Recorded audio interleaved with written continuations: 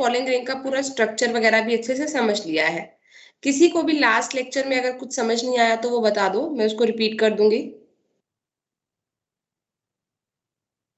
Anyone?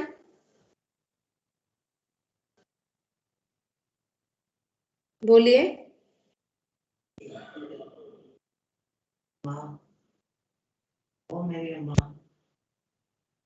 अब करा दो। चलो, तो अब हम क्या है, हमारे पास पॉलिंग ग्रेन्स रेडी हैं। हमारे पास पॉलिंग ग्रेन्स, जिसे हम और क्या बोलते हैं पॉलिंग ग्रेन्स को?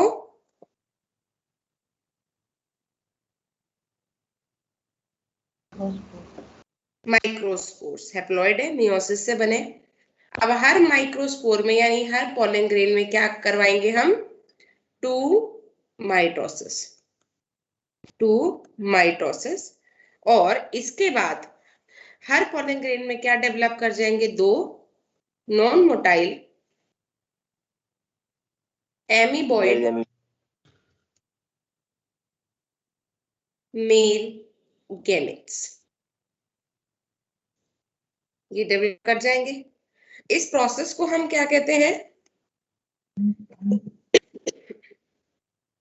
माइक्रोस्पोर्स के अंदर गैमीट्स का बनना, दिस इज कॉल्ड माइक्रो गैमीटोजेनेसिस। गैमीटोजेनेसिस। माइक्रोगैमीटोजेनेसिस। ठीक है। पॉलन ग्रेन्स को मेल गैमीटोफाइट भी कहते हैं। गैमीटोफाइट क्या होता है? जिसमें गैमीट्स होते हैं। तो पॉलन ग्रेन्स के अंदर मेल गैमीट्स बनाएंगे ना, इसी हम पॉलन ग्रेन को कहते हैं मेल गैमीटोफाइट। गैमीटोफाइट वो स्ट्रक्चर जिसमें गैमीट्स बनेंगे। तो पॉलन ग्रेन के अंदर गैमीट्स बनेंगे, that's why pollen grains are called male gametophyte. तो मेल गैमीटोफाइट के अंदर मेल गैमीट्स का बनना, it is called microgametogenesis. It is called microgametogenesis. ठीक है, ओके। अब हम शुरू करते हैं। सबसे पहले हम बनाएंगे अपनी पॉलन ग्रेन। बनाओ आप सब, आपको है।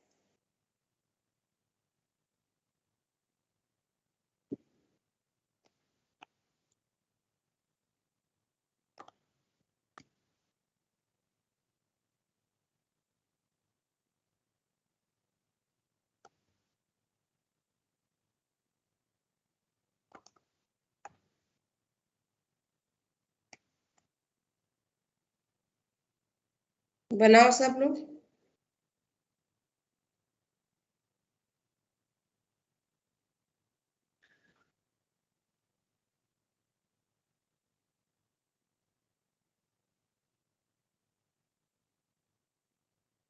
दोबारा बनाना? हम्म।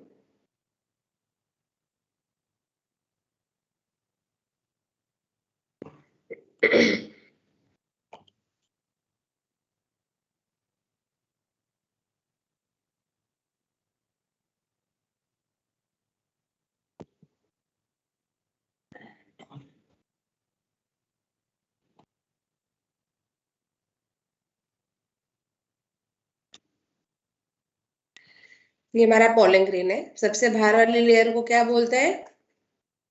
एक्साइन। लेयर को बोलते हैं एक्साइन। उसके अंदर वाली लेयर को बोलते हैं एंटाइन। और ये अंदर क्या है? Plasma membrane. ठीक है। अंदर सारा क्या पड़ा है? Cytoplasm, nucleus vacuole. अंदर ये सारा साइटोप्लाज्म पड़ा है।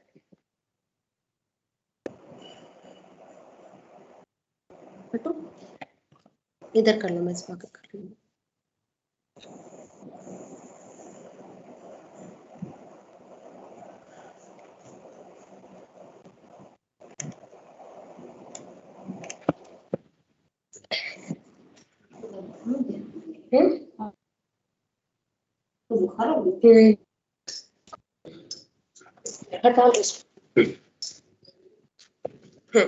तो एक्साइन, एंटाइन और फिर प्लाज्मा मेम्ब्रेन, और अंदर ये सारा क्या है बेटा?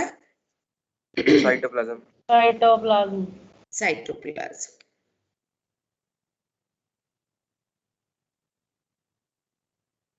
ये है साइटोप्लाज्म। अब साइटोप्लाज्म में अंदर हम न्यूक्लियस दिखा देते हैं।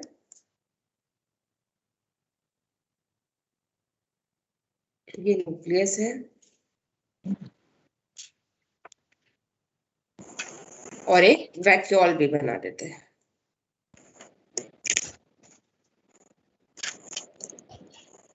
This is vacuole.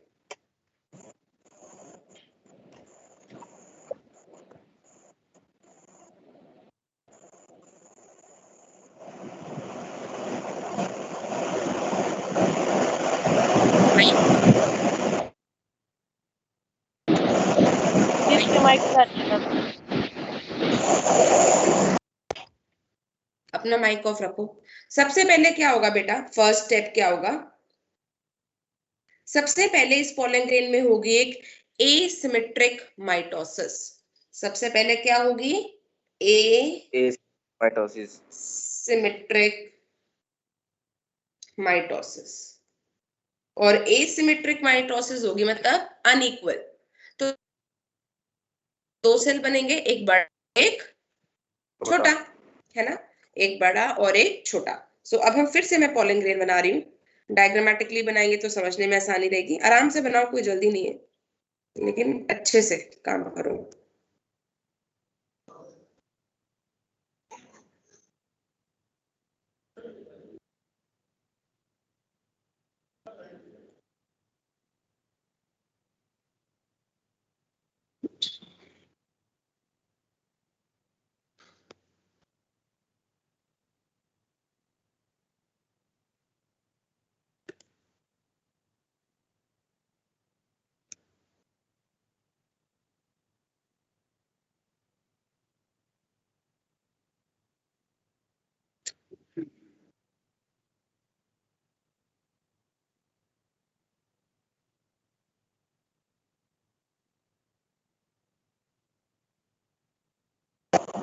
मैम जो ये एसिमेट्रिक माइटोसिस है ये प्लाज्मा मेम्ब्रेन में होगी?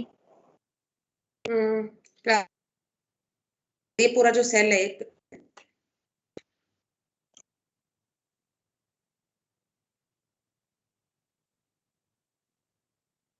क्या हो रहा है ये?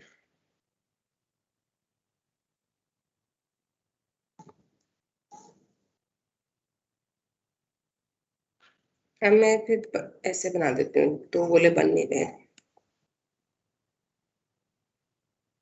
इन टाइम बना दिया मैंने, बार एग्जाइन बना रही हूँ। प्लाज्मा मेम्ब्रेन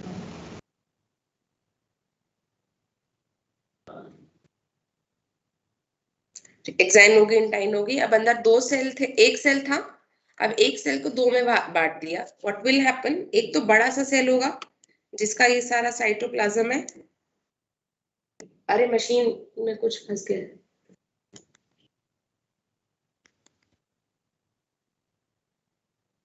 एक तो ये बड़ा सा, और इस बड़े से सेल का ये न्यूक्लियस है, इरेगुलर। बड़े से सेल का एक न्यूक्लियस है, इरेगुलर। और अनइक्वल माइटोसिस है तो एक छोटा सा और सेल बनता है, एक छोटा सा सेल और बनता है इस तरह से, स्पिंडल शेप। एक छोटा सा सेल और बनता है स्पिंडल शेप, ये उसका अंदर न्यूक्लियस है। और इस ये जो है ये बड़े सेल के ध्यान से सुनना, अभी दिक्कत हो रही होगी समझने में। हमारे पास दो सेल बने हैं अनइक्वल माइटोसिस से। तो जो पहला सेल है ना बेटा, ये है ये वाला, ये है वेजिटेटिव सेल। जो बड़ा सेल है उसे क्या बोल रहे हैं? Vegetative cell. ये वेजिटेटिव सेल का साइटोप्लाज्म है और ये वेजिटेटिव सेल का न्यूक्लियस है। वेजिटेटिव सेल का न्यूक्लियस है। वेजिटेटिव सेल बड़ा सेल है। माइटोसिस हुई थी तो एक बड़ा बना वेजिटेटिव सेल और एक छोटा सेल बना which is generative cell, which is generative cell. ठीक है, तो अनइक्वल माइटोसिस से दो सेल बने, वेजिटेटिव सेल। वेजिटेटिव सेल को ही हम ट्यूब सेल भी बोलते हैं। वेजिटेटिव सेल को भी हम और क्या बोलते हैं? Tube cell. ठीक है, और दूसरा बनेगा क्या? Generative cell. अब देखो यहीं पे लिख लेते हैं, जो वेजिटेटिव सेल होता है, ma'am vegetative cell has irregular shaped nucleus. Vegetative cell के पास इर्रेगुलर शेप्ड न्यूक्लियस है। दूसरी तरफ जनरेटिव सेल में क्या लिखोगे? It is spindle shaped. Generative cell क्या है? स्पिंडल शेप्ड है। एंड एक और बात लिखूंगी, it floats in the cytoplasm of vegetative cell.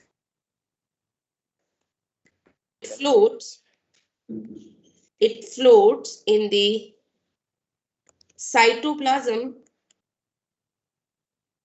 of vegetative cell।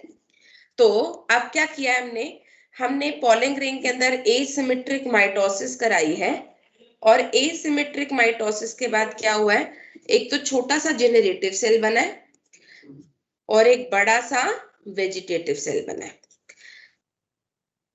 Vegetative cell इतना कि उसी के साइटोप्लाज्म में जनरेटिव सेल फ्लोट कर रहा है। जनरेटिव सेल स्पिंडल शेप्ड है, जबकि वेजिटेटिव सेल का जो न्यूक्लियस है वो इरेगुलर शेप्ड है। ये पॉइंट्स आपको ध्यान रखने हैं। अब पॉलिंग ग्रेन में दो सेल है, पॉलिंग ग्रेन के अंदर दो सेल है, वेजिटेटिव सेल और जनरेटिव सेल। इसे कहते हैं टू सेल्ड स्टेज। इसे हम क्या बोलते हैं? Two celled stage. तो ये टू सेल्ड स्टेज होगी। टू सेल्ड स्टेज में दो सेल है, cell and the other is generative cell. हाँ, अब बोलो दक्ष क्या कह रहा है? सेल कहाँ से आ गए पॉलन ग्रेन में? ये समझ नहीं आया बेटा, ये सारा साइटोप्लाज्म जो था वो दो सेल में डिवाइड हो गया पॉलन ग्रेन में।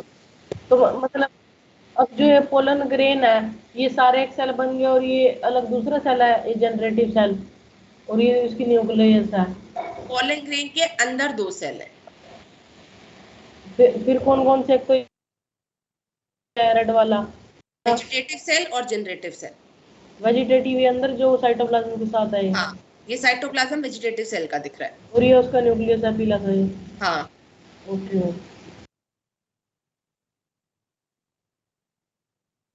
क्या नहीं, इसमें प्लाज्मा मेम्ब्रेन होगी, वो बन नहीं रहा गोला। प्लाज्मा मेम्ब्रेन होगी ही। ये प्लाज्मा मेम्ब्रेन वेजिटेटिव सेल की हो जाएगी अब।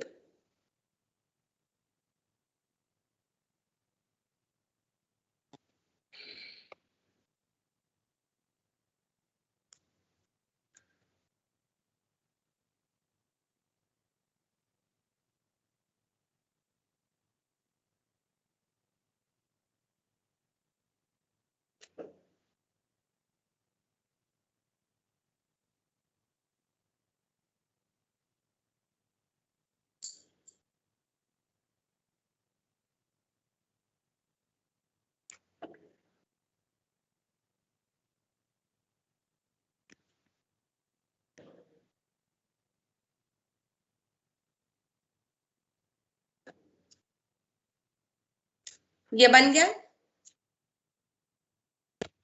1 मिनट मैम।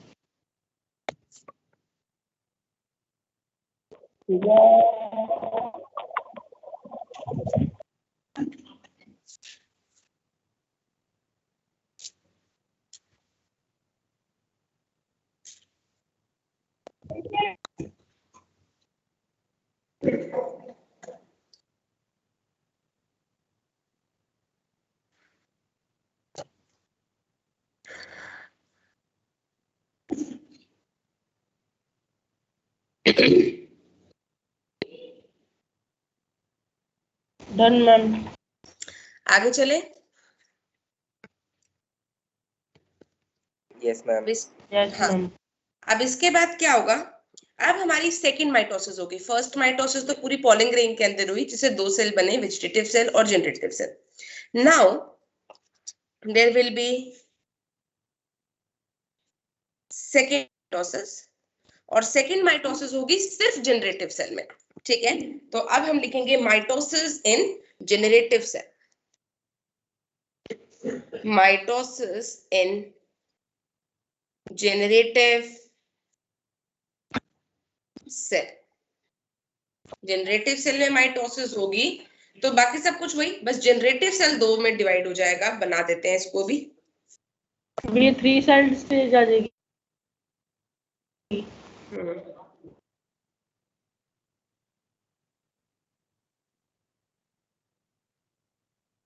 इक्वल है।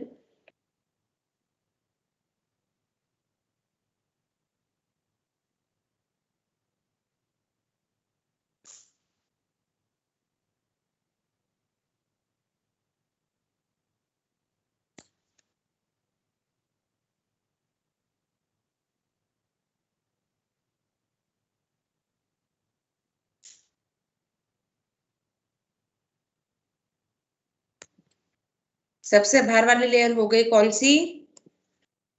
Design exine.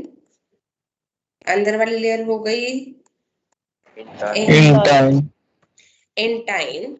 और अब क्या होगा, अंदर सारा साइटोप्लाज्म पड़ा है किसका? वेजिटेटिव सेल का। वेजिटेटिव सेल का। Vegetative cell.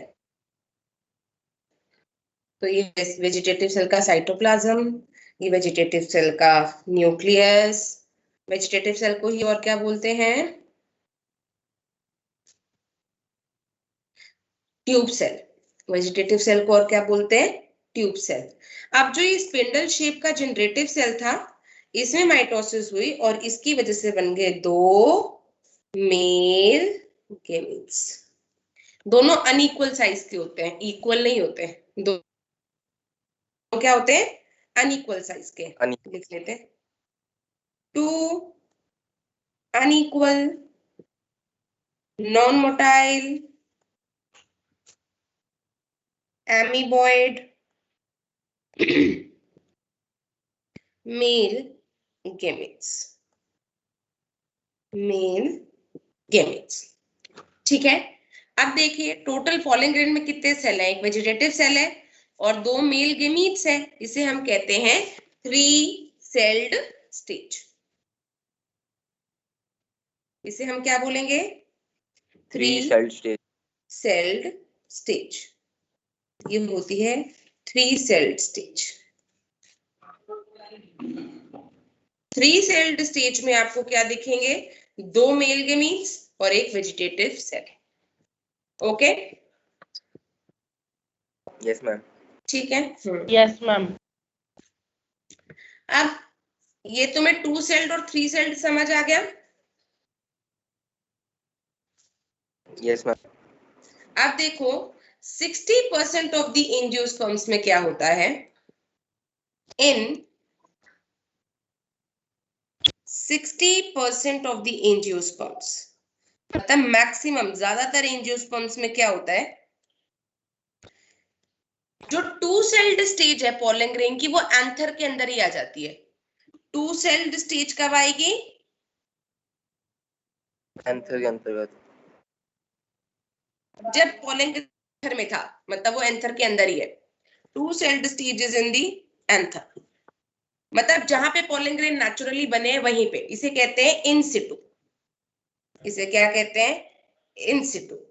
तो 60% ऑफ द एंजियोस्पर्म में 2 सेल्ड स्टेज इन सिटू है। इन सिटू मतलब उसी जगह पे जहां पे पॉलन ग्रेन्स बने। अब 2 सेल्ड स्टेज के बाद एंथर बर्स्ट करता है, पॉलन ग्रेन्स निकलते हैं और पॉलन ग्रेन स्टिग्मा पे पहुंच जाते हैं। सेल्ड स्टेज है वो तब आएगी जब एंथर कहां पहुंच चुका, पॉलन ग्रेन कहां पहुंच चुका होगा? स्टिग्मा पे। तो 3 सेल्ड स्टेज आएगी। 3 सेल्ड स्टेज आएगी कहां? On stigma. अब स्टिग्मा तो उसका नेटिव प्लेस नहीं है, स्टिग्मा तो कोई और जगह है, उसका नेटिव प्लेस तो एंथर था। इसे कहते हैं एक्स सिटू। इसे क्या बोलते हैं? एक्स सिटू, अपनी नेचुरल जगह से अलग। तो 60% ऑफ एंजियोस्पर्म्स में 2 सेल्ड स्टेज इन सिटू होती है एंथर में, और 3 सेल्ड स्टेज स्टिग्मा पे आती है, यानी एक्स सिटू। लेकिन बचे 40% में क्या होता है? In 40% of the angiosperms, 2 sailed और 3 सेल्ड स्टेज दोनों ही इन सिटू होती हैं। 2 sailed as well as 3 sailed stage दोनों ही क्या होती हैं? इन इन सिटू, सिटू। यानी एंथर में। उसके बाद एंथर बर्स्ट करता है और फिर पोलन स्टिग्मा पे जाती है, लेकिन पोलन ग्रेन जो स्टिग्मा पे गई वो ऑलरेडी 3 सेल्ड स्टेज पे ही गई थी पहले से। ठीक है, तो ये आपको याद रखना है कि 60% एंजियोस्पर्म में क्या है? इन सिटू है, 2 सेल्ड स्टेज, और एक्स सिटू है, 3 सेल्ड। लेकिन 40% ऑफ द एंजियोस्पर्म्स में क्या है? दोनों ही स्टेजेस क्या है? इन सिटू, एंथर में। ठीक है, clear? Yes ma'am. Yes ma'am, 2 minute लिखने दो। हाँ, लिख लो।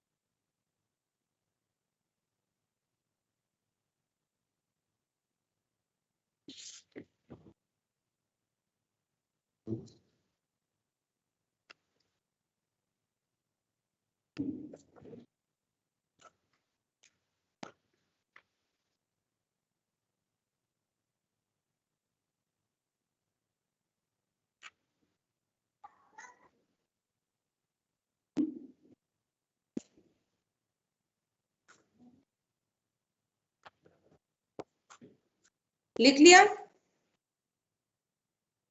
2 मिनट। एक एक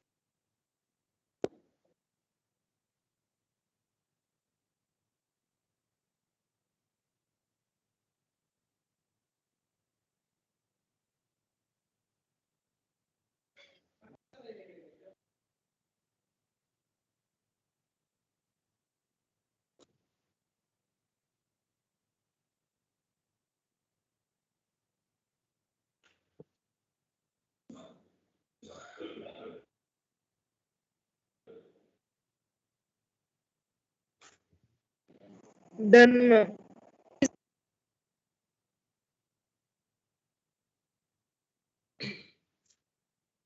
चलो आगे चलते हैं। अब हमारे मेल पार्ट कंप्लीट हुआ, हमने स्टेमन पढ़ा, स्टेमन में एंथर पढ़ा, एंथर में पोलन ग्रेन्स बने, पोलन ग्रेन्स के अंदर मेल गेमीट्स भी बन गए। मेल गेमीट तो तैयार है। अब यही सारी कहानी करते हैं फीमेल रिप्रोडक्टिव पार्ट के साथ शुरू। तो हेडिंग डालिए, फीमेल रिप्रोडक्टिव पार्ट।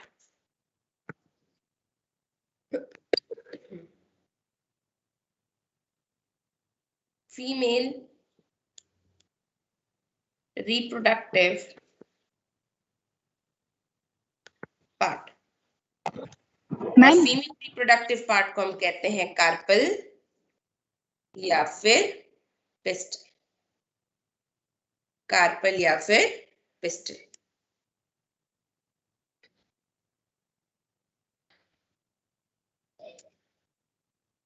मैम हम्म मैम जब पोलन ग्रेन 3 सेल्ड होता है तो उसके अंदर जो वैक्यूल होता है और माइटोकॉन्ड्रिया होता है वो आ जाता है वापस। हाँ, वीसी के पास तो है ही अपना वैक्यूल वगैरह सब कुछ। जो होता है वेजिटेटिव सेल, इसका जो होता है न्यूक्लियस, वो हैप्लॉइड होता है डिप्लॉइड होता है? बेटा पोलन ग्रेन हैप्लॉइड है, तो उसके अंदर जो कुछ भी होगा वो हैप्लॉइड ही होगा ना। Yes ma'am, okay ma'am. Female reproductive part carpel या फिर पिस्टल। हाँ जी, तो सबसे पहले तो हम कार्पल का डायग्राम बनाएंगे।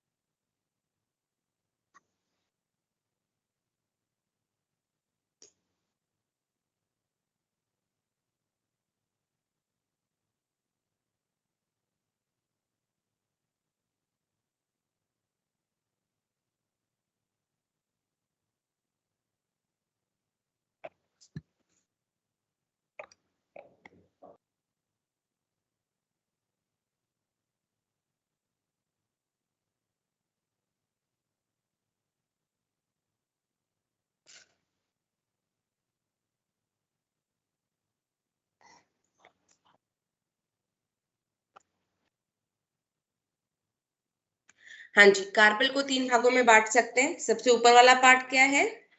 Stigma. Stigma. Stigma. Stigma style क्या होता है? इट इज द फ्लैट या receptive part for receiving the pollen grains. It is the landing platform, of pollen. Landing platform या receptive part of pollen grains. Receptive part for pollen grains of for pollen grains. Second बेटा, जो ये वाला part है long tube like part, this is called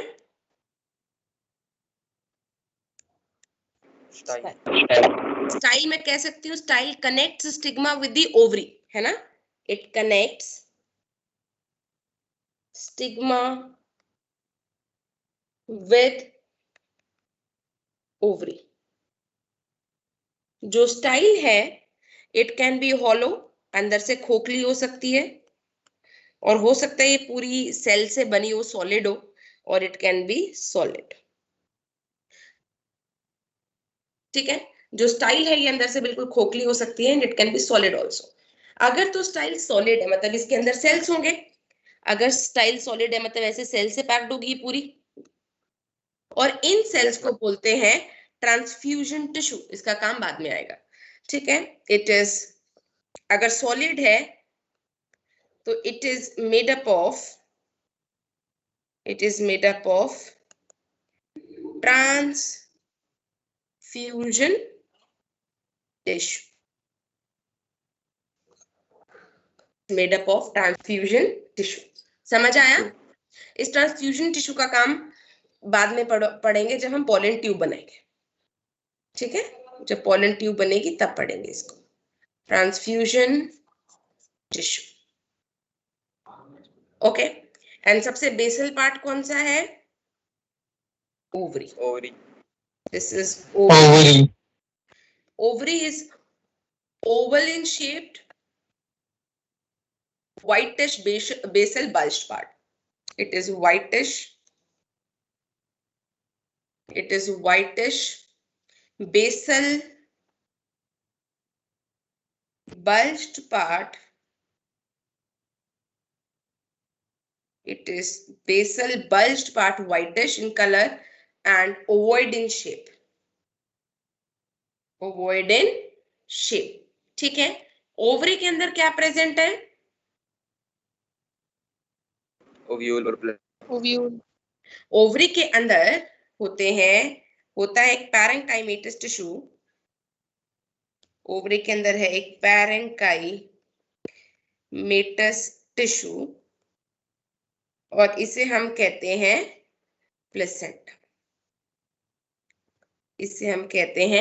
placenta. And to this placenta what are attached?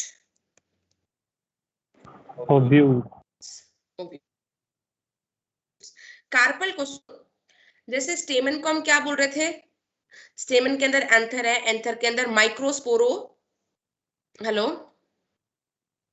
हाँ जी, ध्यान से सुनिए। देखो हमारे पास स्टेमन था ना, स्टेमन का दूसरा नाम होता है माइक्रोस्पोरोफिल, मतलब मॉडिफाइड लीफ है ये एक तरह से, जिसके ऊपर स्पोरोजिनस टिश्यू है जो मेल पार्ट बनाएगा, मेल गैमीट बनाएगा। ऐसे कार्पल को मैं क्या बोल सकती हूँ? कार्पल क्या है? मेगा स्पोरोफिल है, क्योंकि यहाँ पे मेगा स्पोर्स बनेंगे, मेगा स्पोरोफिल। ठीक है, ओके। माइक्रोस्पोरोफिल में एंथर था और एंथर के अंदर क्या था? स्पोरेंजिया। स्पोरोजिनस टिश्यू है ना, तो हाँ जी। ऐसे ही कार्पल में मेगास्पोरोफिल में है ओवरी, और ओवरी के अंदर क्या है? ओव्यूल। ये ओव्यूल को ही हम क्या बोलेंगे? मेगास्पोरेंजिया। और ओव्यूल की तो कवरिंग भी होती है, इंटेग्यूमेंटेड कवरिंग है ना, इसीलिए इसको क्या बोलेंगे, इंटेग्यूमेंटेड मेगा स्पोरेंजिया। ये प्लांट किंगडम का पढ़ा हुआ है सब। तो हम ओव्यूल को और क्या बोल सकते हैं, इंटेग्यूमेंटेड मेगा स्पोरेंजिया। इंटेग्यूमेंट इसकी कवरिंग होती है ओव्यूल की, हमें पता है। माइक्रोस्पोरेंजिया, मेगास्पोरेंजिया जो इसकी कवरिंग होती है, अगर मेगास्पोरेंजिया की कवरिंग हो तो ओव्यूल बोलते हैं, है ना। ओव्यूल जिम्नोस्पर्म्स और एंजियोस्पर्म्स में होते हैं। जिम्नोस्पर्म्स के ओव्यूल्स आर यूनिटेगमिक, एक ही कवरिंग होती है, बट एंजियोस्पर्म्स के ओव्यूल्स बाइटेगमिक होते हैं। ये आगे लिखेंगे हम, अभी लिखने की जरूरत नहीं है। तो ये कुछ टर्म बतानी थी मुझे, मेगास्पोरेंजिया, मेगास्पोरोफिली आ जाए तो घबराना नहीं। अब ओव्यूल बन गया, ठीक है। अब हम मैम बात ऊपर करना।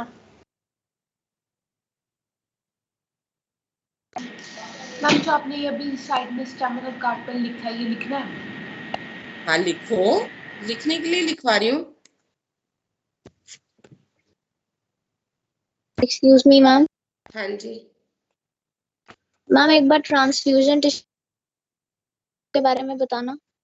अगर स्टाइल सॉलिड है तो उसके अंदर जो सेल्स पड़े हैं उन्हें कहते हैं transfusion tissue. Okay ma'am.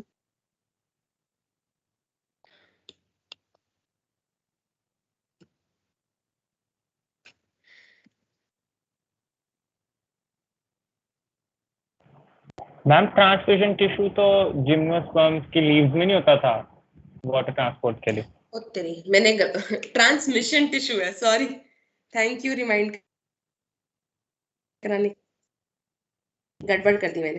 Transmission tissue not transfusion, thank you Dwarkadhish. ये तो मेरे को भी लिखने से पहले सोचना।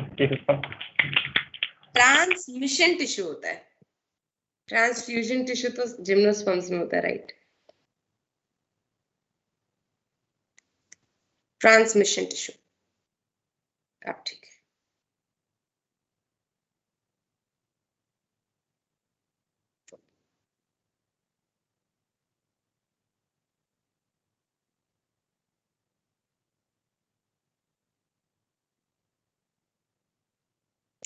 Megasporangia,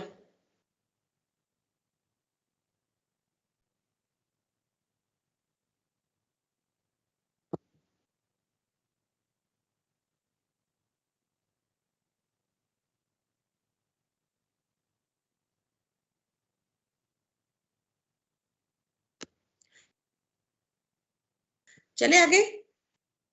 yes ma'am.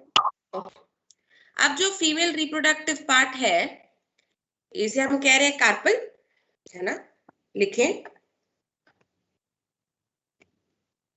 Female reproductive part. Ma'am हाँ स्टेमिन और कार्पेल वाला नहीं लिखा। क्या कर रहे हो भाई तुम, 8वीं 9वीं के बच्चे हो क्या, तुम्हारी इतनी भी स्पीड नहीं है।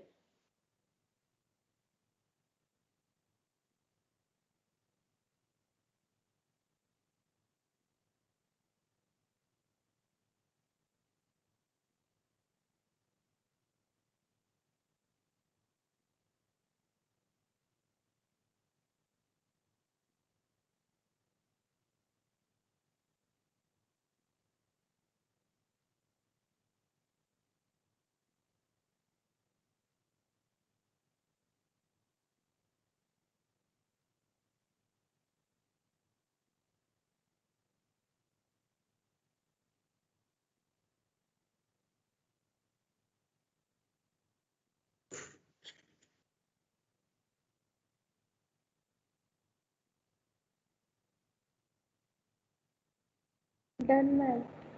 ओके, अब आगे देखो, आगे लिखिए, जो फीमेल रिप्रोडक्टिव पार्ट है, जो फीमेल रिप्रोडक्टिव पार्ट है,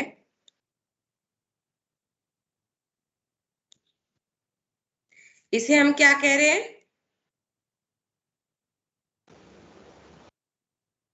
कार्पल, कार्पल या पिस्टल, ठीक है।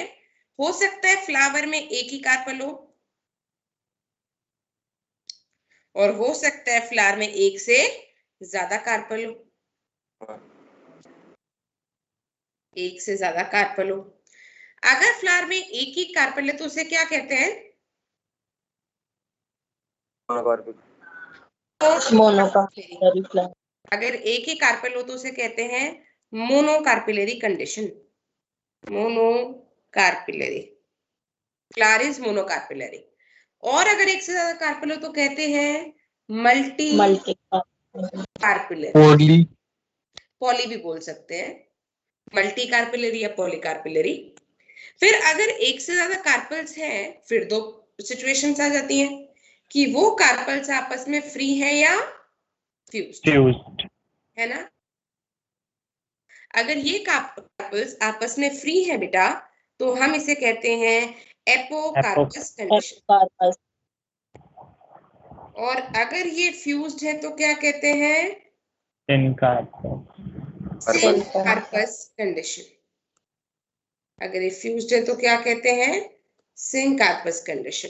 एपोकार्पस कंडीशन हमें देखने को मिलती है in Michelia, in Michelia, in lotus and in the case of rose. Syncarpous condition हमें देखने को मिलती है इन पेपेवर।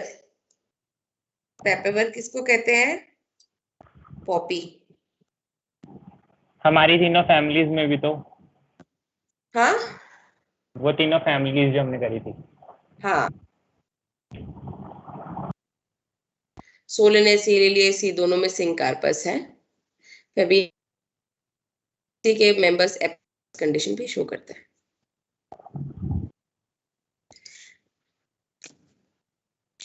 फिर हम कह रहे हैं कि ओवरी कंटेन्स ओव्यूल्स, है ना। ओवरी कंटेन्स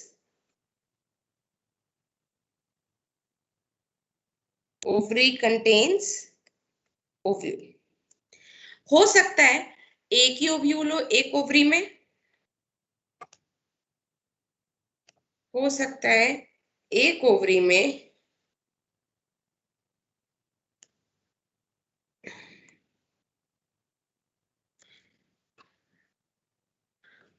हो सकता है एक ओवरी में एक ही ओव्यूल हो, यानी एक फ्रूट में एक ही सीड, जैसे मैंगो वगैरह।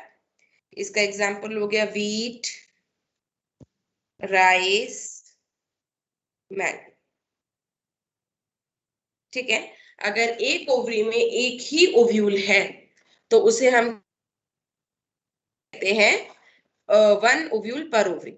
तो मतलब फ्रूट में ओवरी से फ्रूट बन जाएगा, ओव्यूल से सीड, तो उस फ्रूट में एक ही सीड होगा जैसे मैंगो। दूसरी तरफ हो सकता है ओवरी में, जैसे हमने डायग्राम में बनाया है ऊपर, ओवरी में एक से ज्यादा ओव्यूल्स हों,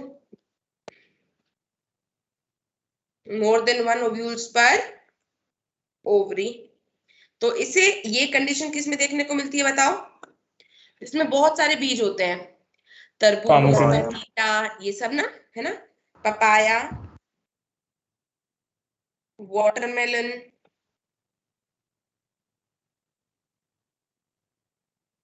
एंड ऑर्किड्स में बहुत सारे छोटे छोटे सीड्स होते हैं। Okay, yes ma'am. ये लिख लो फटाफट। इसके बाद अब हम ओव्यूल, हमारे सारे काम की चीज ओव्यूल के अंदर ही है, तो ओव्यूल को पढ़ेंगे अब अच्छे से। मैम हाँ, आपने यहाँ पे ये लिखा हुआ मोर देन वन ओव्यूल पर ओवरी। हाँ, ओके मैम।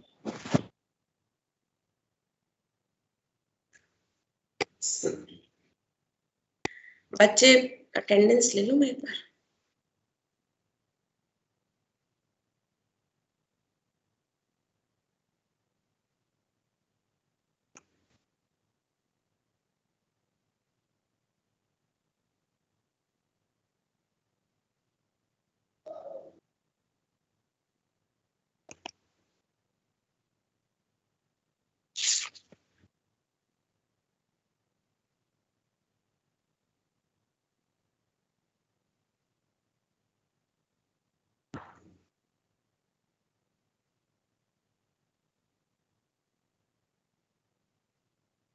चलो आगे।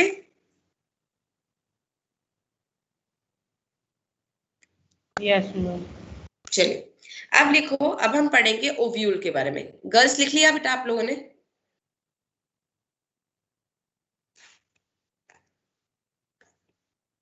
Yes ma'am. हेडिंग डाल लीजिए ओव्यूल।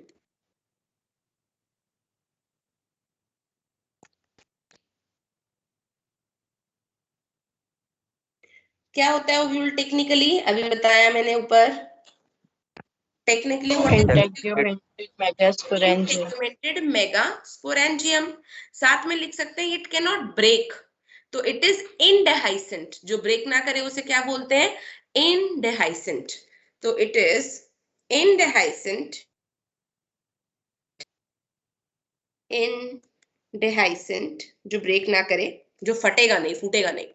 इनडेहाइसेंट इंटेग्यूमेंटेड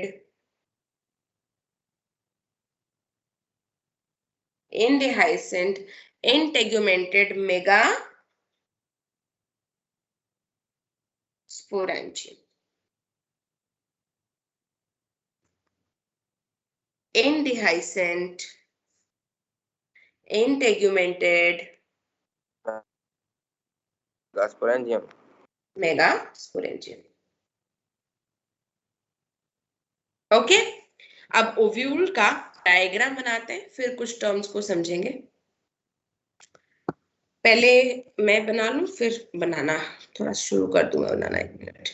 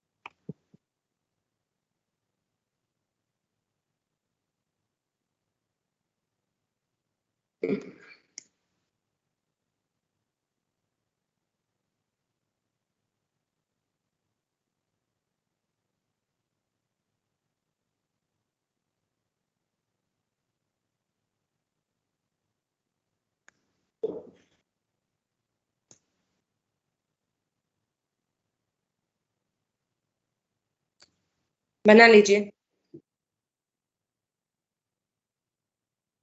बना लो ऐसे। आज प्रिंस नहीं है क्या क्लास में?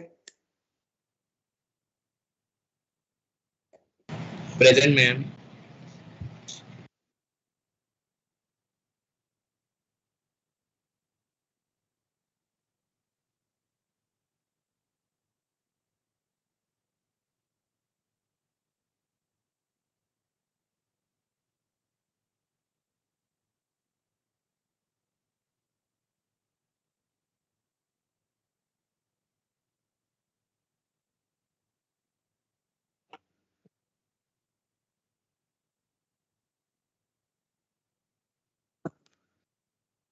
बना रहे हो ना?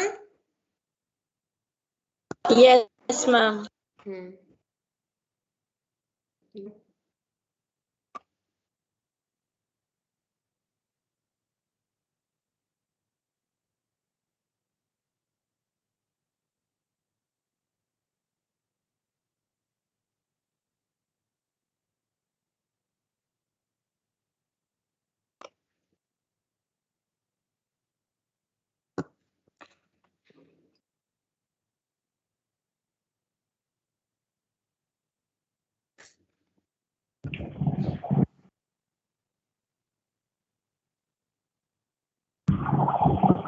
मैम हम एक ओव्यूल को तो नेक्ड आई से देख सकते होंगे ना, शीट को देख सकते हैं तो?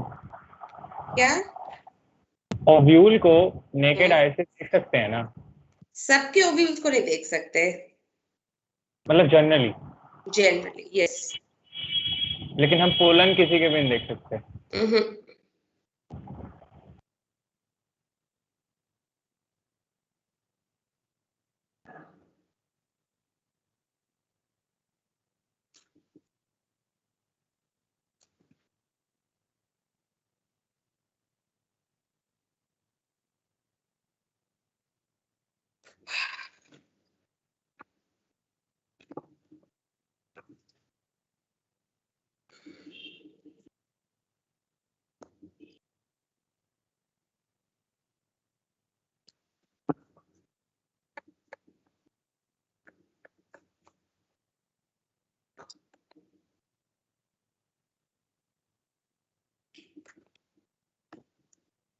चले आगे। Yes ma'am. शुरू करूं? Yes ma'am. ओके। सबसे पहली बात ये है हमारा ओव्यूल का स्ट्रक्चर, और ओव्यूल में क्या प्रेजेंट होंगी सबसे बाहर? इंटेग्यूमेंट्स। तो ये है ओव्यूल की outer integument,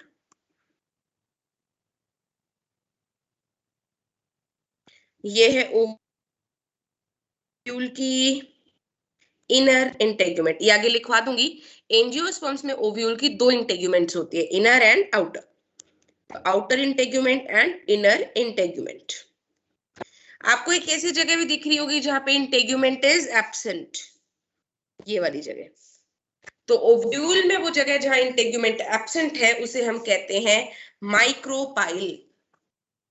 this is micropyle. तो माइक्रोपाइल क्या है? It is the place where integument is absent. यहाँ पे integument is absent, integument absent है। उसके बाद बेटा ठीक माइक्रोपाइल के ऑपोजिट, माइक्रोपाइल के ठीक opposite this end is called chalazal end. Micropyle के ऑपोजिट एंड जो होता है उसे हम क्या बोलते हैं? चेलाजा। उसे हम क्या बोलते हैं? चेलाजा, राइट? हाँ। अब यहाँ पे बहुत सारे सेल्स पड़े हुए हैं, न्यूट्रिटिव सेल जो ओव्यूल को नरिशमेंट देंगे, ठीक है? So these cells, these nutritive cells are called, these nutritive cells are called nucellus. Nucellus is equivalent to megasporangia. नहीं, megasporangia क्यों? megasporangia तो यही नहीं हो गया। It is equivalent to, नहीं मेगास्पोरेंजिया, इसको बस न्यूसेलस ही रखो। मेगास्पोरेंजिया तो हमारा ओव्यूल है, गलत लिखा हुआ इसलिए न्यूसेलस। तो न्यूट्रिटिव टिश्यू है nucellus, it provides nourishment to the ovule, it provides nourishment to the ovule, ये नरिशमेंट देता है ओव्यूल को। फिर उसके बाद ओव्यूल की ये जो स्टॉक है, it is called funicle. It is called funicle. It is the stalk of the ovule जिससे वो प्लेसेंटा से जुड़ा हुआ है, ठीक है? Stalk of the ovule by which it is joined to placenta. Placenta से जिस स्टॉक से ओव्यूल जुड़ा हुआ है उसे हम कहते हैं फ्यूनिकल। और फ्यूनिकल और ओव्यूल की मेन बॉडी के बीच में जो जंक्शन है, स्टॉक और ओव्यूल के बीच में जो मीटिंग पॉइंट है, इसे कहते हैं हाइलम। इसे क्या बोलते हैं? Hilum. So what is hilum? Junction या पोजीशन जहां पे फ्यूनिकल और मेन ओव्यूल कनेक्ट हो रहे हैं, ठीक है? Junction funicle and main body of the ovule, junction between funicle and ovule main body, ovule की मेन बॉडी, ये हाइलम हो गया, ठीक है। और सेंटर में ये बाद में बनाएंगे, ओव्यूल के अंदर हम बाद में क्या बनाएंगे, एम्ब्रियो सैक। सैक, के बीच में एम्ब्रियो सैक होगा, इसे कहते हैं फीमेल गेमिटोफाइट। इसके अंदर बनेगा एग, क्योंकि इसमें फीमेल गेमीट बनेगा एम्ब्रियो सैक में, तो एम्ब्रियो सैक को कहेंगे फीमेल गेमिटोफाइट। ये बाद में बनेगा बाय मियोसिस।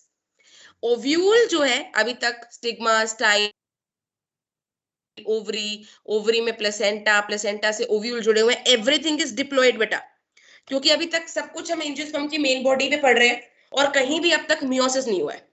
एम्ब्रियो सैक ये जो बनेगा ना, ये बनेगा बाय मियोसिस। ये कैसे बनेगा, बाय मियोसिस, इसीलिए ये हैप्लॉइड होता है। एम्ब्रियो सैक जो आगे बनेगा वो हैप्लॉइड है, अदरवाइज कुछ भी, इंटेग्यूमेंट है, न्यूसेलस है, फ्यूनिकल है, हाइलम है, सब कुछ क्या है, डिप्लॉयड। ओव्यूल पूरा डिप्लॉयड है, ओव्यूल के अंदर एम्ब्रियो सैक आगे बनेगा बाय मियोसिस, तो एम्ब्रियो सैक हैप्लॉइड होता है। मैम एम्ब्रियो सैक किसकी मियोसिस से बनता है? आएगा भाई, रुक जा, शांति रख, अभी पढ़ना है ये सब, समय के साथ बताऊंगी।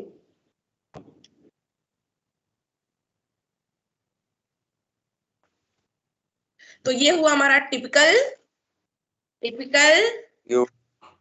ओव्यूल।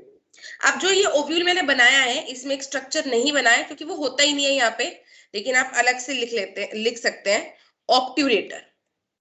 ओव्यूल के अंदर एक और स्ट्रक्चर प्रेजेंट हो सकता है जिसे हम क्या कहते हैं, ऑब्ट्यूरेटर।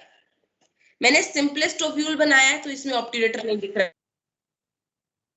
ऑब्ट्यूरेटर क्या है, it is the outgrowth of funiculus या placenta at the micropylar end. Write down, it is outgrowth of funiculus or placenta at micropilar end। Micropylar end पे जो ये आउटग्रोथ है इसे हम कहते हैं फ्यूनिकुलस, ऑब्ट्यूरेटर। और ऑब्ट्यूरेटर का काम होता है, ये पोलन ट्यूब को अपनी तरफ खींचता है। जब पोलन ग्रेन आएगा स्टिग्मा पे तो वो पोलन ट्यूब बनाएगा और पोलन ट्यूब को ओव्यूल तक आना है, तो ओव्यूल के पास ऑब्ट्यूरेटर है जो उसको अपने पास बुला रहा है कि भाई तू इधर आ, तुझे इधर आना है। ऑब्ट्यूरेटर का काम क्या होता है, it directs the entry of pollen tube to the ovule. इट directs the entry of pollen tube to ovule,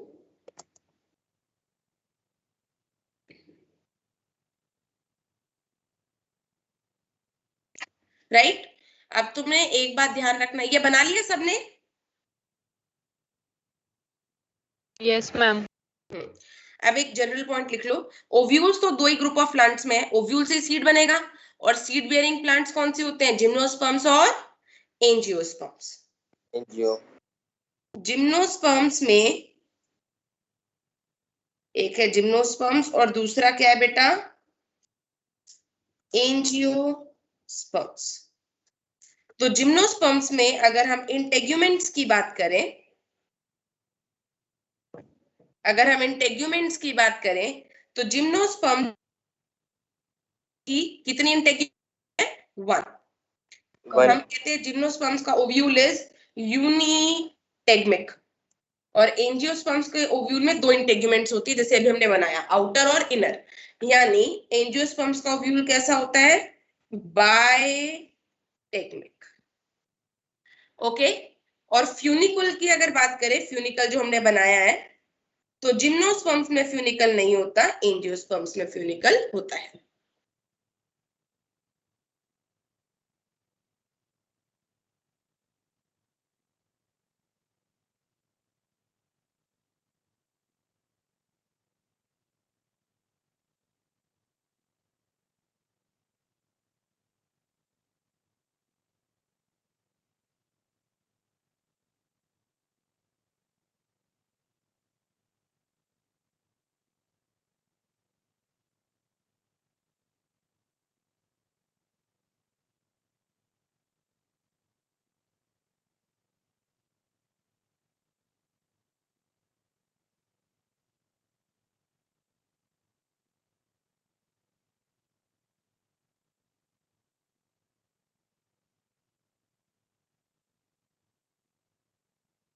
आगे चले?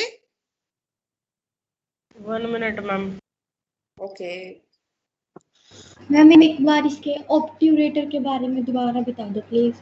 ऑब्ट्यूरेटर फ्यूनिकल की एक आउटग्रोथ है जो कि पोलन ट्यूब को अपनी तरफ खींचेगी। जब पोलन ट्यूब बन जाएगी तो पोलन ट्यूब को ओव्यूल के अंदर आना पड़ेगा ना फर्टिलाइजेशन के लिए, क्योंकि ओव्यूल में ही एग बनाएंगे हम। तो फिर उस टाइम पे ये ऑब्ट्यूरेटर ही है जो पोलन ट्यूब को अपनी तरफ अट्रैक्ट करता है कि भाई तुझे इधर आना है, तेरा काम इधर है। Okay ma'am.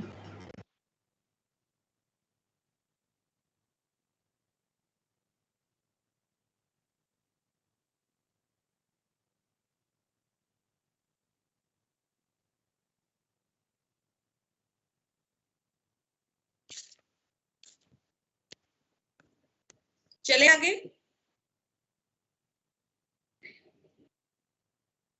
लिख लिया दक्ष? Yes ma'am. प्रिंस लिख लिया? Yes ma'am. अब नेक्स्ट हेडिंग डालो, different types of ovule with respect to the position of micropyle and chalaza. Ma'am एक बार वो टेबल था ना यूनिट टेक्निक वाली, ठीक है ma'am. Okay.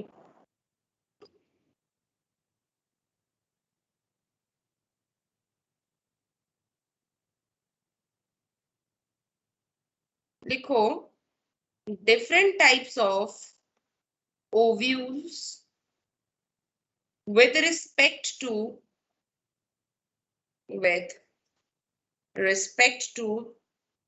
position of micropyle and funicle. Micropyle and funicle. Micropyle और फ्यूनिकल की पोजीशन क्या है आपस में, उस बेसिस पे कई तरह के हो सकते हैं ओव्यूल्स, जो हम अभी अब डिस्कस करना है।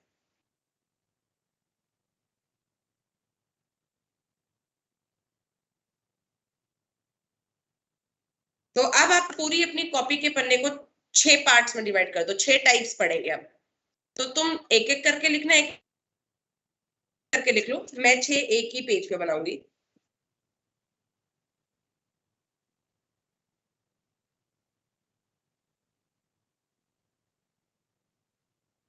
पहले एक पूरी लिखोगे ना हम, डिफरेंस के तौर पे तो लिखोगे?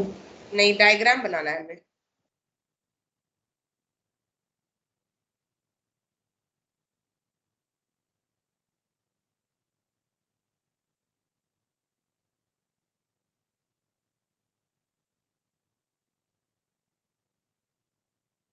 तो 6 टाइप्स डिस्कस करेंगे हम, जिसमें फर्स्ट टाइप है बेटा, नाम लिख लेती हूँ, orthotropous.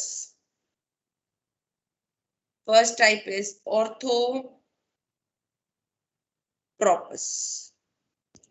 Second type is anatropous. नहीं, सीक्वेंस में लिखते हैं हम लोग। सेकेंड टाइप लिखो हेमी एनाट्रोपस। याद करना आसान हो जाएगा इस तरह।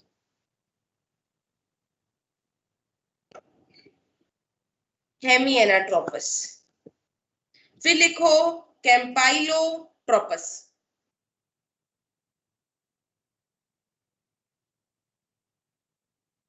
कैम्पाइलोट्रोपस।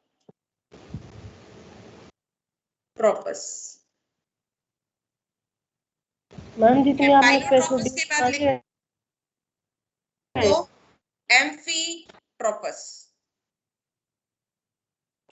मैम ये जितने 6 पार्ट है इनके बस डायग्राम बनाने हैं ना?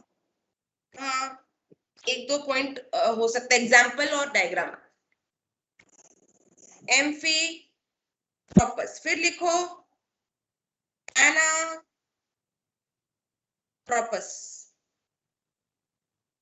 एंड लास्ट में सर्सिनो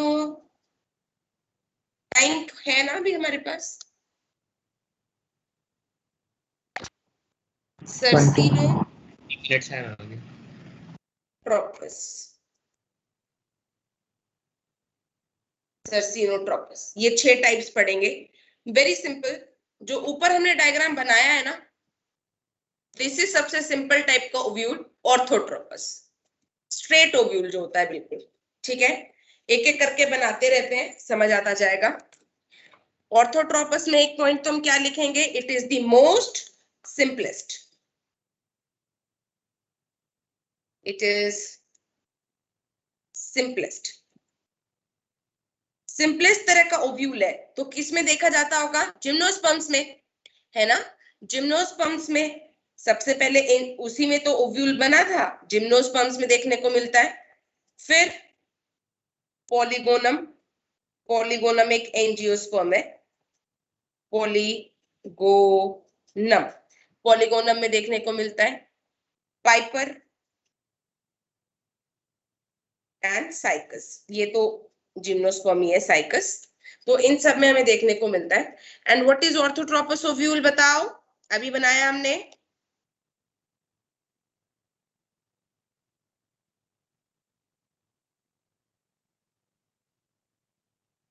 एकदम straight ovule, micropyle, chalaza, funicle सब एक ही लाइन में बना दो। मैम जी, बट जो आपने बनाया उसके अंदर तो 2 इंटेग्यूमेंट है। आपने तो बोल दिया कि जिम्नोस्पर्म्स के अंदर 1 इंटेग्यूमेंट होती है। तो आप एक इंटेग्यूमेंट वाला होगा जिम्नोस्पर्म में, लेकिन होगा ऐसा ही। Okay ma'am. मतलब मैम वो स्ट्रेट ही होएगा बट इंटेग्यूमेंट एक घट जाएगी। हाँ, इंटेग्यूमेंट एक कम कर देंगे।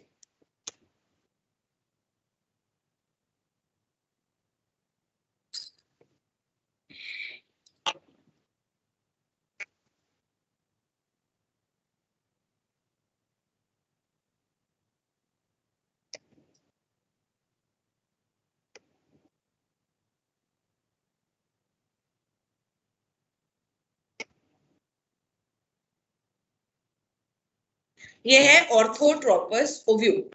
माइक्रोपाइल, चलाजा, फ्यूनिकुलस सब कुछ एक लाइन में, स्ट्रेट लाइन। सेकंड आ जाओ, हेमिएनाट्रोपस। देखो ऑर्थो ऐसा है ना, आगे में मेरा हाथ दिख रहा है, इसको इसको 90 डिग्री पे घुमा दो ऐसे। अगर ऐसे ऐसे ओव्यूल है तो ऑर्थोट्रोपस, और ऐसे बना दो तो हेमिएना। हेमी मतलब 90 डिग्री पे रोटेट कर दो उसको। इस पे 90 डिग्री का आपको क्या देखने को मिलेगा, कर्वेचर, 90 डिग्री कर्वेचर देखने को मिलेगा। हेमिएनाट्रोपस के एग्जांपल लिख लो, रैननकुलस, एग्जांपल लिख लो, रैननकुलस, यस वेरी गुड, जिसे हम कहते हैं बटरकप, एक्वेटिक है। तो इसमें हम बनाते हैं हेमिएनाट्रोपस ओव्यूल।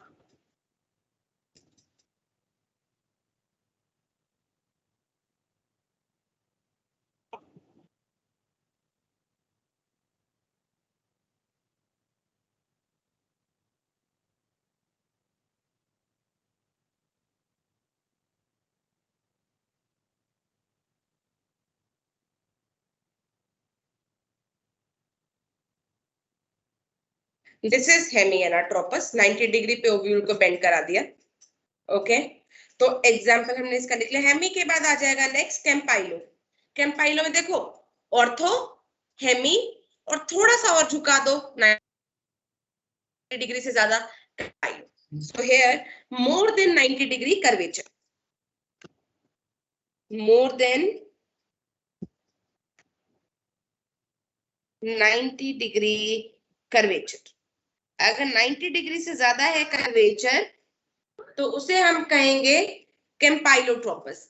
थोड़ा सा और बेंड कर दो, बस वैसा ही बनाना है बाकी।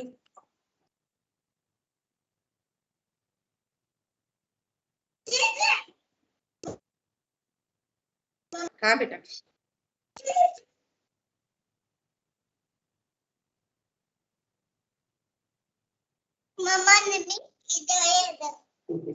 बेटा मम्मा काम कर रही है। आ रही हूँ, 10-15 मिनट की बात है बस।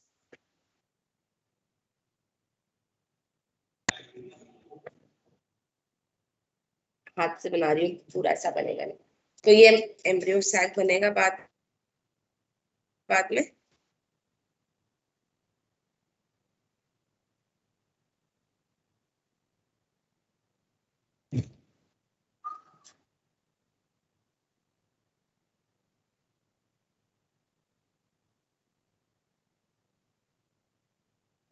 तो ये हो गया हमारा कैंपाइलो। दिख रहा है 90 डिग्री से ज्यादा बेंड? Yes ma'am. ठीक है, कैंपाइलो का example Cruciferae and Leguminosae family.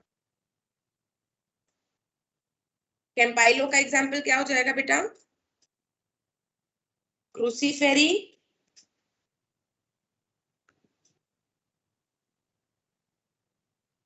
And Leguminosae family.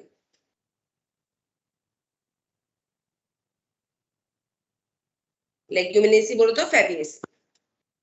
अब आ जाओ एम्फीट्रोपस।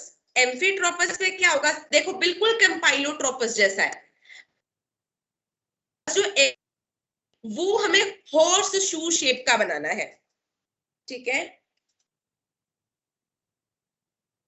क्या लिख दूं इसमें? It's similar to campylotropous, it is similar to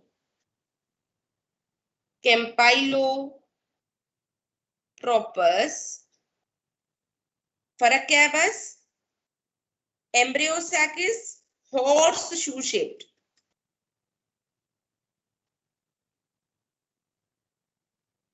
horse shoe shaped बना लीजिए। बिल्कुल ऐसा ही है, बस एम्ब्रियो सैक को थोड़ा हॉर्स शू शेप में बना दो।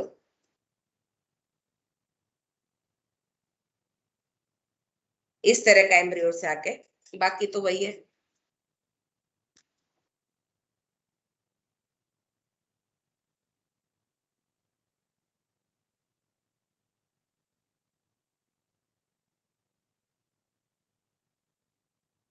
नाइन्टी डिग्री से ज्यादा दिख रहा है बेंड?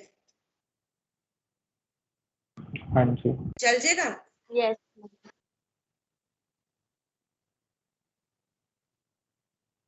एग्जाम्पल है इसका एम्फी का Poppy,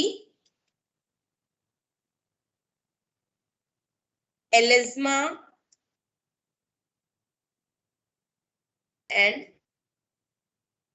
Lemna. Poppy, Alisma and Lemna. समझ आवत है? हाँ यस जी। मैम। Next is ana. देखो आगे देखो, ऑर्थो, हेमिएना, कैंपाइलो, एम्फी और एना में बिल्कुल 180 डिग्री पे रोटेट कर दो। इसे कहते हैं इन्वर्टेड ओव्यूल। ये सबसे इंपॉर्टेंट, सबसे कॉमन, सबसे इंपॉर्टेंट है। It is the most common, it is present in 82% of the angiosperms। तो सबसे कॉमन टाइप का ओव्यूल कौन सा है? एनाट्रोपस। इसमें कर्वेचर कितना है? 180 डिग्री का। जब 180 डिग्री पे पूरा घुमा दोगे, जैसे ये है 90 पे है, 180 पे है, तो पूरा उल्टा ही हो गया ना वो। Yes ma'am. तो इसे हम कहते हैं इन्वर्टेड ओव्यूल। इसे हम क्या कहते हैं? Inverted ovule.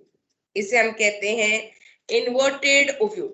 82% of the angiosperm में, तो लिखने की जरूरत तो नहीं है कि मोस्ट कॉमन है, पता चल ही रहा है।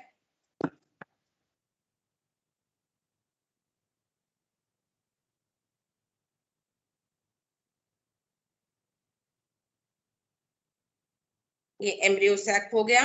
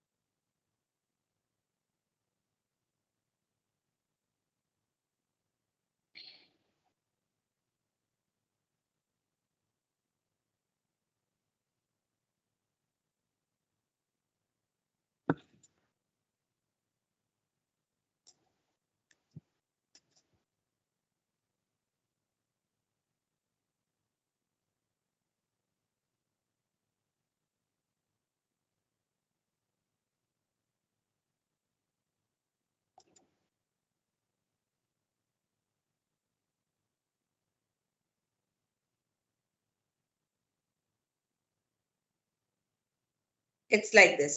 समझ आ रहा है बेटा? उल्टा कर दो बस।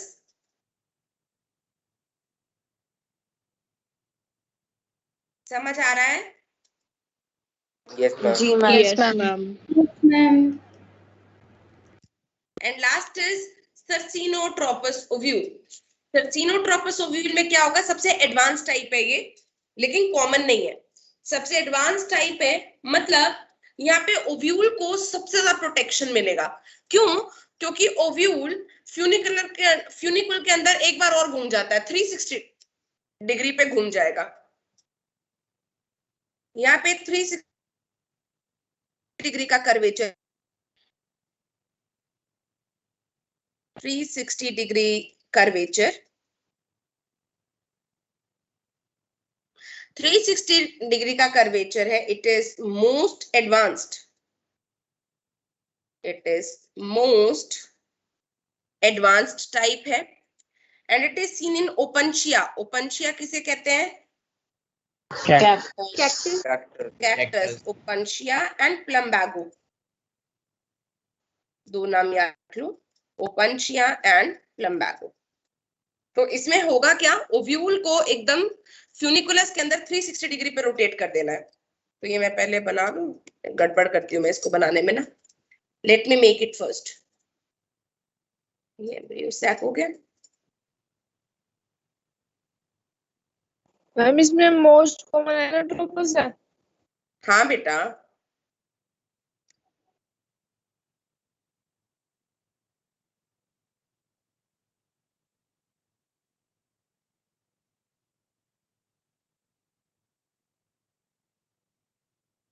ये भी इसकी मैम जो डंडी से होगी वो घूम जाएगी क्या सारी? बना रही हूँ भाई, देख ले।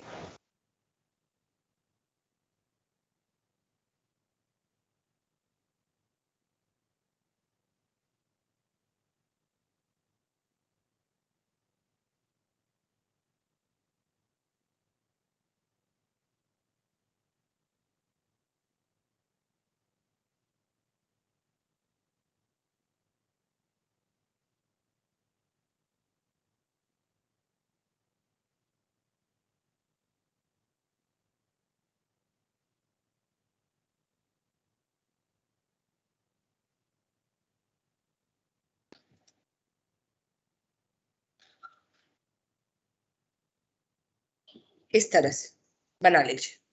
सो पूरा ये घूम गया इसके चारों पासे।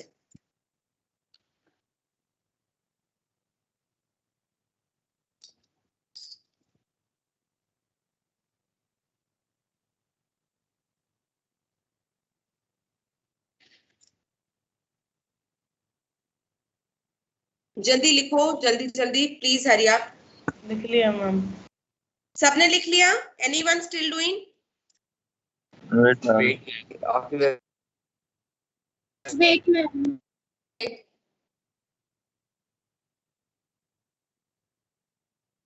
Done ma'am.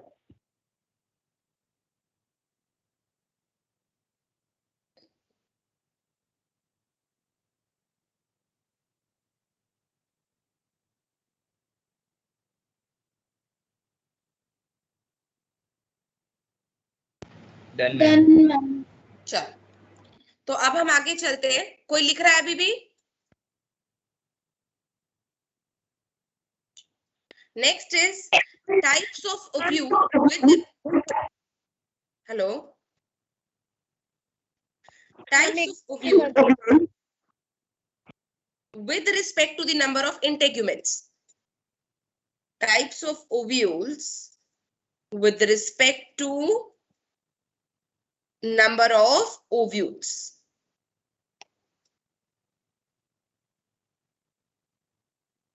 तो ovules with respect to number of integuments, sorry, integuments कितनी है ovules में, उस बेसिस पे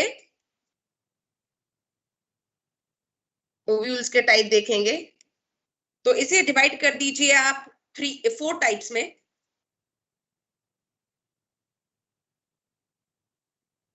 इसे आप डिवाइड कर दीजिए 4 टाइप्स में, 1, 2, 3 एंड 4। सो अगर ओव्यूल की एक ही इंटेग्यूमेंट है तो क्या बोलते हैं? यूनिटेगमिक। यूनिटेगमिक किसमें देखने को मिलेगा? जिम्नोस्पर्म। जिम्नोस्पर्म्स में। और एक और फैमिली लिख लीजिए, गैमोपेटली फैमिली। उसके बाद अगर 2 इंटेग्यूमेंट्स है तो क्या बोलेंगे? Bitegmic. Bitegmic. Example, monocots, most of the angiosperms भी इसी में आ जाते हैं। Monocots and gamopetaly, sorry, polypetaly family. Polypetaly family. Third, tritegmic, अगर 3 इंटेग्यूमेंट्स हो।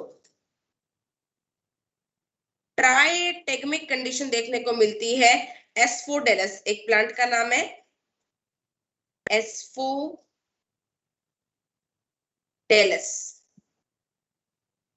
एंड लास्ट कंडीशन इज एटेगमिक, मतलब इंटेग्यूमेंट है ही नहीं, integument absent. So this is seen in the case of Loranthus and Santalum.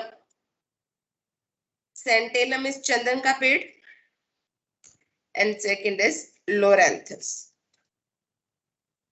Loranthus. Okay. Now ovule में nucellus well developed है या poorly developed है nutritive tissue, उस बेसिस पे भी ovule 2 तरह का हो सकता है। Types of ovule, types of ovule with respect to nucellus, with respect to nucellus, तो ये भी 2 प्रकार का हो सकता है बेटा।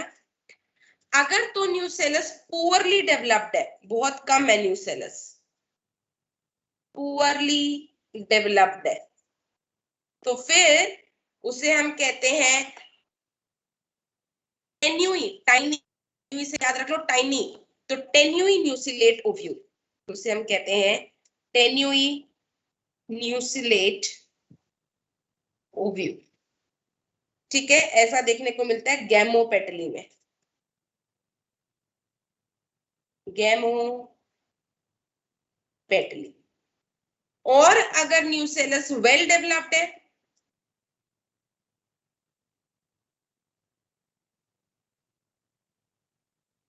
और अगर न्यूसेलस वेल डेवलप्ड है तो उसे हम कहते हैं क्रासी न्यूसिलेट ओव्यूल। क्रासी न्यूसिलेट ओव्यूल। एग्जाम्पल, पॉलीपेटल।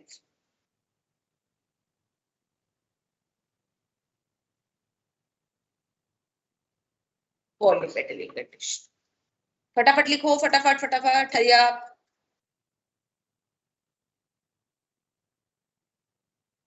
लिख लिया। No ma'am. मैम ग्रासी कहते हैं या फिर क्रासी? क्या? ये सी है या जी? सी सी।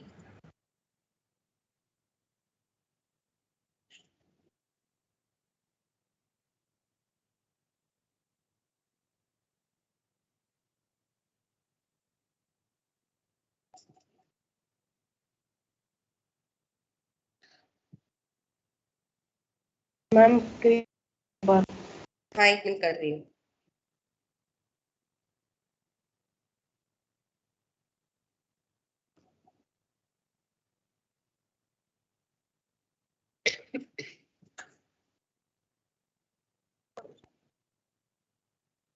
लिख लिया? Yes ma'am. No yes ma'am. Yes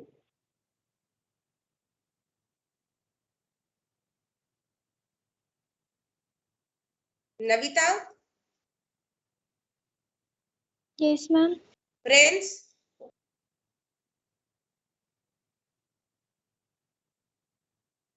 स्नेह? Yes ma'am. प्रिंस?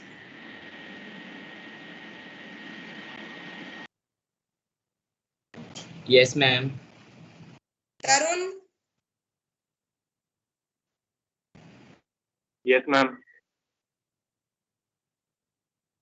शाश्वत?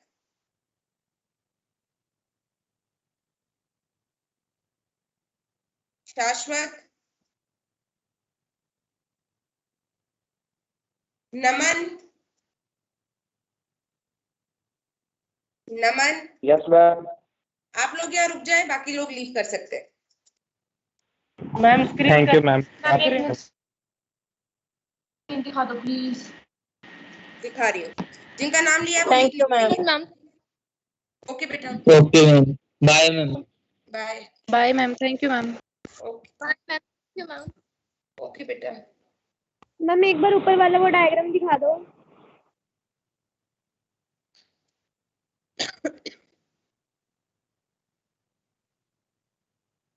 Thank you ma'am. हाँ जी। आपने ट्रोपस में जिम्नोस्पर्म लिखवाया और उसमें आपने 2 इंटेगुमेंट बना दिया है। हाँ, तो मैंने जनरल एंजियोस्पर्म्स के लिए बनाया है। अगर जिम्नोस्पर्म का स्पेसिफिकली बनाने को बोलेंगे तो एक इंटीग्यूमेंट बना देना बस। मैम नीचे और कर दो प्लीज।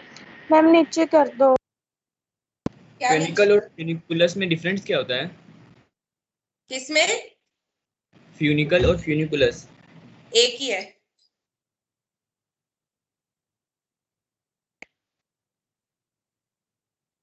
तो हमने जो ऑब्ट्यूरेटर का है, मतलब वो जो माइक्रोपाइल जो आगे छुटा हुआ है वहां से निकलेगा। हाँ, वहां पे कांटेक्ट में आएगा, निकलेगा तो फ्यूनिकुलस की ही आउटग्रोथ है वो। ऑर्थोट्रोपस में तो फ्यूनिकुलस माइक्रोपाइल के बहुत दूर है ना, आ ही नहीं सकता, इसीलिए ऑब्ट्यूरेटर वहां देखने को नहीं मिलता। फ्यूनिकल से निकलेगा और माइक्रोपाइलर एंड तक जाएगा। वहां तक पहुंचता नहीं, उसकी तरफ मुड़ता है हल्का सा। Okay ma'am.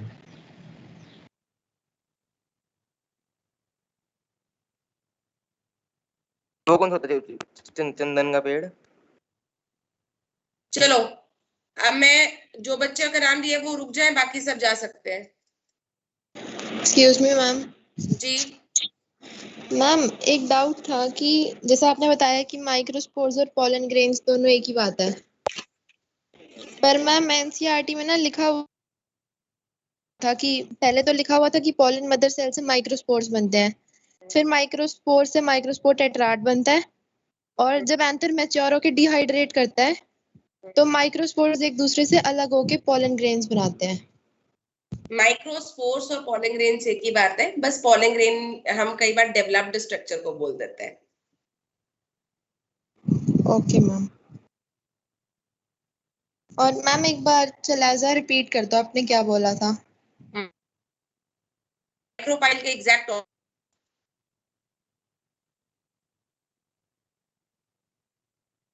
और मैम हम फ्लावर्स को मॉर्फोलॉजिकल एंड एम्ब्रियोलॉजिकल मार्वल्स क्यों बोलते हैं? बेटा अलग अलग तरह के हैं, अलग अलग शेप्स है, अलग अलग प्रकार के एम्ब्रियोज बनाते हैं इसलिए। Okay ma'am. हाँ जी, Naman, Navita, yes ma'am. Yes ma'am. Friends, Sneh, हाँ जी। Yes ma'am. और भी किसी को रोका था मैंने, वो कौन चला गया? तरुण,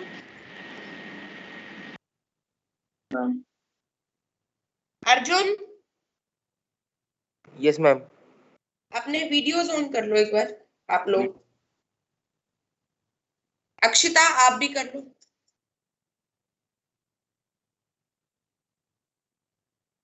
हाँ जी, तो मुझे तरुण दिख रहा है। सबसे पहले तरुण आप बताओ आपकी पढ़ाई कैसी चल रही है?